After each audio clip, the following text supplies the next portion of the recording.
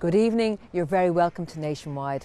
Now, while there's no actual barrier between men and women when it comes to certain jobs, you still don't see many women working in the trades. However, that's beginning to change, albeit slowly. Recently, we met 3 women in 3 different workplaces to find out how they manage in the jobs they love. We followed 3 women during their regular day's work in trades they've chosen to work in. Angel Seabury is a sheet metal worker. Well, in school I was really interested in engineering and I just loved making stuff, and living on a farm as well the whole time. There's always something to fix, something to make. So I said I definitely like a career in that. So I did try the whole college thing and I just wasn't keen on the whole books and theory side of things. So I said then I'd be interested in going and getting an apprenticeship. So that way it was practical, hands-on work the whole time, and I loved that. Angel is 2 years with OC Mechanical and has another 2 years of her apprenticeship to go. Her boss is John O'Connell. Angel's getting on very well. She's here about maybe 2 years in January. She came initially like on a trial period, and then apprentices, when they're brought into an industry like this, they come on a trial period first to make sure like that they're able to do the job, or they're well capable of doing it. Then they're registered with FOSS, and then they work for maybe 6 or 8 months, and then they're called into Solus or FOSS for their 6-month term. It's the first phase. In the first phase, she did very well and got excellent in all her exams, and she's a very good work ethic. She's always here and seems to like the job very much, to be honest, you know. In school, at first, a lot of teachers and principals just didn't want me to go into the whole engineering construction side of things. So for 6 years, I was trying to get into do woodwork and metalwork, and it was just a struggle. It wasn't until 4th year, then in secondary school, that the principal agreed to let me do metalwork. But then again, it was just go and see it, and you're probably not going to like it, you know. But I started off and I loved it. And it was my top result then in my leaving cert, so you know, that had to show something. It was just like you're seen as you're not going to be able to do that job.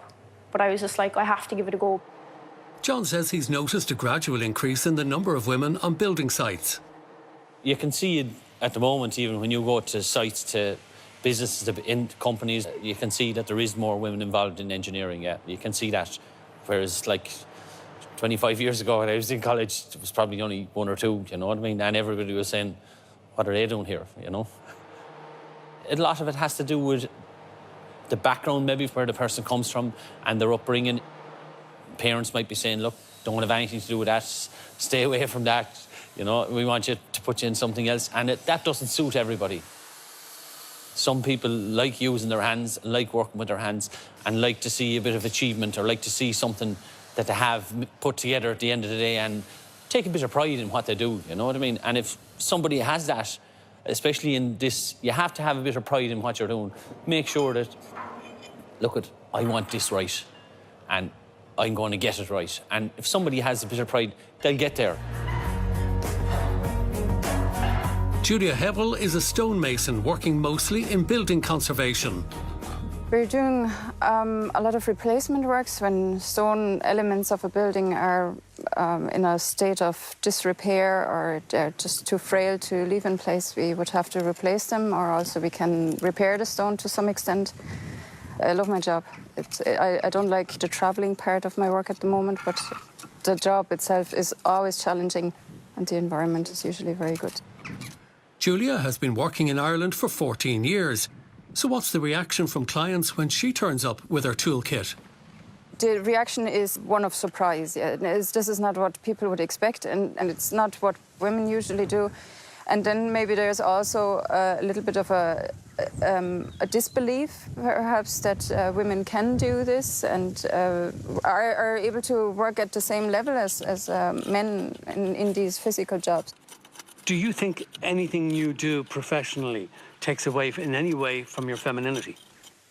No, absolutely not. It's again, my job is very creative, and especially stone cutting now is a trade where you can easily move into sculpture, into something that is maybe purely creative rather than maybe, you know, more construction. I love the construction side of my trade. This is my favorite part.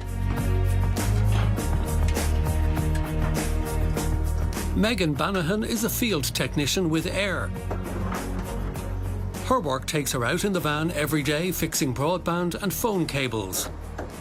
I work on my own throughout the day, so it can be challenging enough at times, but there's always people there to ask for help if you ever need it, but try and get them done as efficiently as possible.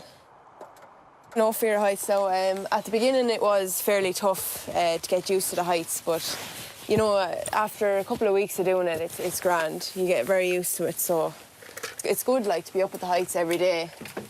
It's good to be outdoors doing it, you know, it's great. Why do you think more women don't go into the trades? Well, in my opinion, I think that women don't give themselves enough of a chance within these roles. Do you know, maybe they go for the more stereotypical, ordinary job, we'll say, but even though they have the skill set for this type of job, they're not giving themselves the chance to do it. Maybe they're just a bit shy to it, or there's something holding them back. Maybe the physicality of the job could be a big thing as well, that women could see that, you know, they mightn't be able to do it or that, you know, but like, you get very used to it very quickly, and if you're interested in it, I definitely say give it a try. There's a lot of days during the week where you'd go to someone's house and they'd say, oh, I haven't seen a woman doing this job before, or you're the first I've seen doing this type of job. Hello there, how's it going? Megan from Open Air. I'm here to check your phone and broadband. Yes. Thanks, Megan, it's in here. Perfect, thanks. They're very encouraging, like, you know, they do say that, but they mean it in a great way. You know, they say fair play to you and well done for doing it, it's great for you, and it's great to get more women on the job. You know, yeah, that's perfect again. Good stuff. Thanks for now. Thanks a lot. See you, Megan. Thanks again. Thanks. Take care. Bye. Bye. Carefully.